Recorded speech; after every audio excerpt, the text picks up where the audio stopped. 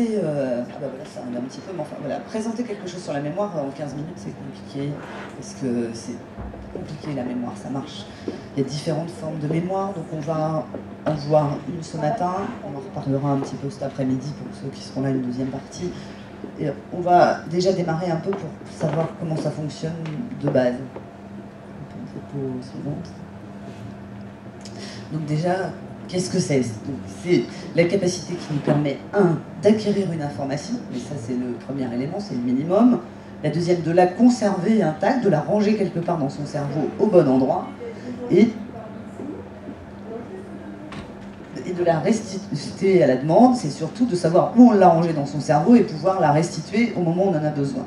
Si on prend la première étape, acquérir donc une information, il y a plein d'éléments qui vont jouer, qui vont compliquer les choses dans l'enregistrement de l'information qu'on va avoir. Donc déjà, si le message n'est pas clair, ça commence, on va déjà avoir du mal à le mémoriser.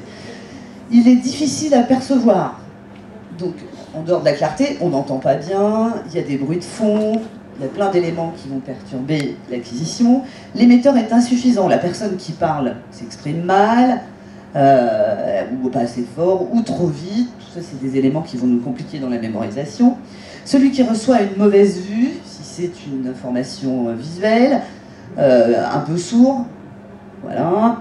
Le message ne présente pas d'intérêt et donc ne provoque pas d'intention. Et ça, c'est un élément quand même principal dans la mémorisation. Donc on va revoir ce matin l'attention, qui est quand même le point de base. L'étape 2.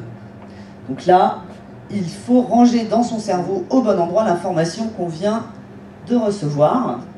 Donc, si le cerveau n'est pas éveillé, donc si vous êtes à moitié endormi, déjà ça va être difficile pour ranger l'information. Si vous n'êtes pas attentif, en fait si le sujet ne vous intéresse pas, vous n'allez pas du tout faire d'efforts. La mise en mémoire est trop superficielle, vous pensez que vous allez retenir, vous ne faites pas très attention à la réception, ben oui je vais m'en rappeler, mais vous ne mettez pas en marche des mécanismes qui vont vous aider à vous en souvenir. Vous ne faites pas de répétition suffisante, hein. C'est comme les enfants à l'école quand ils vont avoir à apprendre des leçons, la plupart du temps ils vont avoir besoin de la répéter et de la revoir plusieurs fois, de la retrouver dans leur mémoire, de la re-ranger ailleurs si elle n'était pas bien rangée, plusieurs fois pour pouvoir vraiment retrouver l'information quand ils vont en avoir besoin. Et puis après, il y a des troubles de santé qui vont intervenir déjà, potentiellement, pour nous compliquer la mémorisation.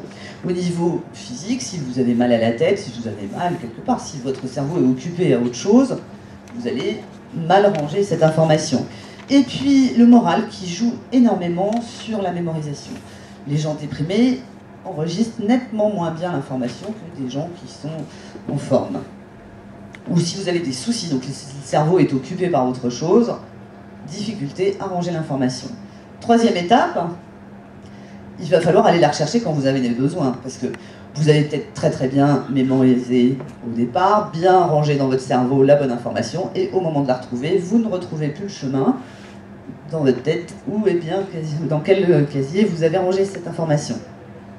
Alors, des fois, le désir de chercher l'information, voilà, vous la cherchez comme ça, vous n'êtes pas très motivé, c'est pas indispensable. Vous voyez, si vous avez un souci, vous devez appeler quelqu'un, vous ne vous souvenez pas du numéro de téléphone, si vous êtes dans une situation vraiment, vous avez vraiment besoin de la personne, vous allez peut-être plus facilement trouver dans votre cerveau dès l'instant où vous n'allez pas être envahi par le stress. Parce que s'il y a une composante de stress qui intervient au moment où vous cherchez l'information, là, vous ne la trouverez pas. Et donc ça, c'est quelque chose qu'on va retrouver beaucoup avec le vieillissement, dans le sens où on va vous demander une information que vous savez, ou le nom de quelqu'un, vous allez la chercher, vous savez que vous l'avez enregistré dans votre cerveau, vous savez que vous le connaissez, et ça ne vient pas. Et là, au lieu, il y a un moment de stress qui arrive, et paf, vous noyez votre cerveau par le stress, et là, vous ne trouverez plus l'information. Donc c'est important quand c'est comme ça. Vous pouvez avoir un moment, une petite difficulté à retrouver donc le nom de cette personne, par exemple. Si vous vous détendez, vous pensez à autre chose, ça va revenir. De toute façon, je sais que l'information est dans mon cerveau. Donc elle est là, elle ne vient pas au bon moment, parce que pour des raisons variées, j'attends un petit peu, et surtout, je ne me stresse pas, et vous faites autre chose, vous passez à autre chose, et paf, tout d'un coup, vous voyez qu'il revient à la surface, parce que pendant que vous faites autre chose, votre cerveau, il continue à chercher. Il sait que vous lui avez demandé quelque chose, Et donc, il a un mécanisme qui fait que, malgré tout, quand vous n'êtes pas noyé par le stress et que vous pensez éventuellement à autre chose à ce moment-là, l'information remonte à la surface. Donc, il ne faut surtout pas s'inquiéter de ce genre de choses, qui est quelque chose de classique. Et même si on va le remarquer de façon plus claire avec le vieillissement, on va le retrouver chez l'enfant, hein, ou chez l'adulte, ou chez n'importe qui. Hein. Alors, la mémoire de travail, donc, celle-là, c'est la mémoire qui va vous aider à agir. Donc, qu'est-ce que je suis venu chercher? Voilà. Vous allez au frigidaire, vous ouvrez le frigidaire, hop, ouais, mince, qu'est-ce que je suis venu chercher? Je fais demi-tour. Voilà. La principale. Et ça, c'est pareil, ça touche, ça touche tous les âges. Ça touche tous les âges, mais c'est quelque chose d'assez net. Et puis des fois, avec le vieillissement, c'est un peu plus présent. Et donc tout de suite, ça y est, et puis c'est présent, et puis c'est clair. Donc vous arrivez au frigidaire, ça y est, voilà, c'est un début d'Alzheimer, je me rappelle plus ce que je viens chercher dans le frigidaire. Et pourquoi vous vous rappelez plus? Parce que vous avez fait plein de choses en même temps. Vous êtes en train de cuisiner, vous préparez une recette, vous avez la recette en tête, vous savez, voilà, oui, donc il faut du beurre dans la recette, vous allez la faire cuire tant de temps, vous allez au frigidaire, hop, et en fait votre cerveau il est en train de travailler sur la recette, et vous n'avez pas du tout fait attention à ce que vous alliez faire dans le frigidaire, vous n'avez pas du tout retenu l'information. Et en refaisant le chemin à l'envers, voilà, donc vous vous stressez pas devant vos frigidaires, vous repartez tout de suite. Et puis, de toute façon, cette information, elle va bientôt revenir. Dès qu'elle revient, vous pouvez retourner au frigidaire chercher votre beurre. Donc en fait, c'est le fait de faire plusieurs choses en même temps. Et ça, c'est un reproche qu'on va aussi faire aux enfants à l'école. Donc au niveau de la mémorisation, c'est vrai que si ils dessinent en même temps qu'ils écoutent le prof, en même temps qu'ils parlent à leurs voisins, il y a une difficulté d'enregistrement. Enfin, en tout cas, c'est plus difficile. Ça ne veut pas dire qu'on ne peut pas y arriver. Voilà, donc nous voilà en crise, et en crise avec un premier ennemi majeur de la mémoire, vraiment le manque d'attention. Et la plupart de gens que je vois, quand je vois des patients en consultation qui viennent parce qu'ils sont inquiets, parce qu'ils ont des troubles de mémoire, on fait un petit peu des tests, on voit, et vraiment souvent le point numéro 1, c'est le manque d'attention. Et donc le trouble qui est lié à ça. Le deuxième ennemi aussi à débusquer quand même, c'est la mémoire de travail débordée.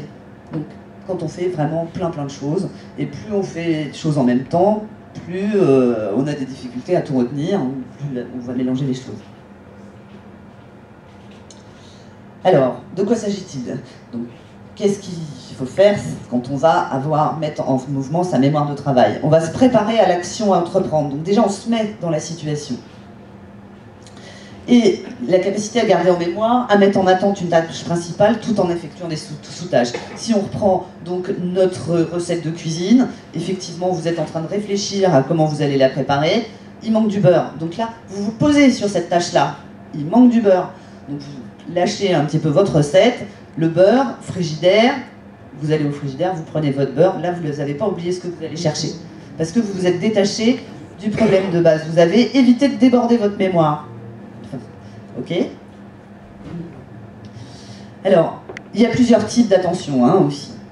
L'attention sélective, vous focalisez, dirigée vers un but, donc vous faites très attention à une chose précise. L'attention divisée qui va traiter plusieurs informations en même temps. La conduite, qui est vraiment l'air de rien, c'est des automatiques, mais quand vous conduisez, vous faites travailler plein de choses. Vous allez regarder dans votre rétro s'il y a quelqu'un, vous allez enregistrer qu'il n'y a personne dans votre rétro avant de passer la vitesse, avant de regarder aussi devant, de regarder le feu. Donc c'est toute une suite d'attention qui va permettre donc de conduire.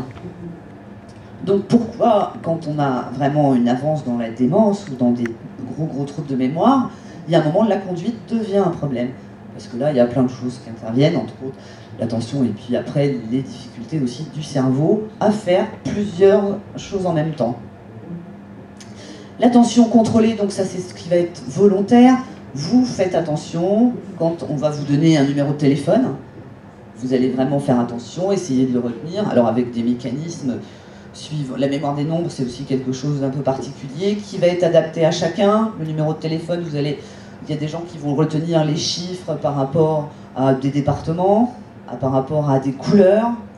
Donc chacun, après, va trouver la recette dans sa mémoire sur sa façon de mémoriser dès l'instant où il fait attention. Parce que quand on vous donne le numéro de téléphone, si dans votre tête vous transformez les chiffres 2 par 2, par exemple, sur ces départements, vous êtes quand même dans une attention volontaire, vous écoutez le chiffre qu'on vous donne, vous le retransformez dans votre cerveau avec ce numéro de département, vous le rangez. Donc au moment où vous allez avoir besoin de retrouver le numéro de téléphone, vous allez travailler, vous allez rechercher dans votre cerveau les noms des départements et retrouver ce numéro comme ça. Si c'est le mécanisme, si vous connaissez les numéros des départements, après, ça...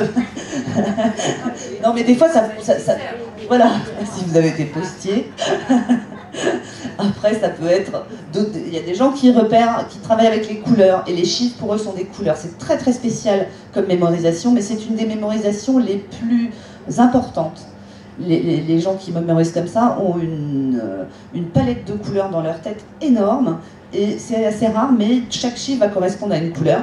Et c'est les gens qui comptent le plus vite, parce que quand ils vont additionner deux chiffres, ils savent très bien que ces deux chiffres dans leur cerveau, ça correspond à une couleur, donc on va beaucoup plus vite à décrire une couleur qu'à faire une opération. Donc ça aussi, c'est pour vous expliquer toujours comment le cerveau peut fonctionner de façon complètement inattendue, hein. L'attention automatique involontaire, donc c'est un peu tout ce que finalement vous n'êtes pas vraiment conscient que vous enregistrez, mais que, l'air de rien, il y a plein d'informations qui restent dans votre cerveau alors que vous n'êtes pas mis forcément volontairement en mode d'attention, mais parce que ça vous intéresse. Vous êtes au milieu d'un restaurant, vous avez une discussion chez votre voisin de table que vous ne connaissez pas, vous ne faites pas spécialement attention volontairement à la discussion de votre voisin, mais tout d'un coup il va entamer un sujet que vous connaissez bien, ou vous connaissez bien, ou dire quelque chose qui vous choque ou vous n'êtes pas d'accord, involontairement vous allez retenir ce qu'a dit votre voisin, parce que ça a touché dans votre cerveau quelque chose qui vous a sensibilisé, enfin un sujet qui vous sensibilise. Alors pourquoi c'est difficile donc souvent, hein, c'est effectivement, il faut être motivé pour mémoriser. Si quand on vous donne une adresse ou un numéro de téléphone, bon oui, bah oui, vous allez voir la personne, peut-être vous allez l'appeler, vous n'êtes pas très motivé pour le retenir, vous ne le retiendrez pas. Hein. Après, vous pouvez être aussi parasité par des distracteurs internes. Donc tout dès l'instant où on est soucieux, où on pense à plein de choses, évidemment le cerveau il a quand même une partie de son travail qui est occupée par les soucis, il mémorise nettement moins bien. Ou externe, donc ce qui se passe autour de vous. Donc si on reprend notre restaurant où on est en train de manger avec quelqu'un, et on a un peu la moitié de son attention quand même sur la table d'à côté, la conversation que vous avez avec la personne avec qui vous êtes venu manger, vous risquez de pas vraiment la retenir, surtout si au milieu de tout ça, vous avez dit quelque chose de très très important, vous avez eu une distraction externe et vous n'avez pas du tout retenu l'information. Donc ça, c'est ce qui se passe souvent avec les élèves à l'école qui bavardent avec leurs voisins. Ils n'enregistrent pas ce que dit le professeur. Donc la mémoire de travail, justement, donc quand on est vraiment dans cette disposition, on va faire attention à ce parasitage. Vous faites attention à ce que dit votre voisin de table avec qui vous êtes en train de discuter, vous vous concentrez dessus. Alors évidemment, vous allez peut-être plus entendre le voisin, vous allez trier, c'est votre cerveau volontairement qui va vraiment éviter d'écouter les conversations d'à côté pour se concentrer sur la conversation que vous avez avec la personne qui est en face de vous. Hein. Et la mémorisation, c'est un A qui est venu. La vigilance.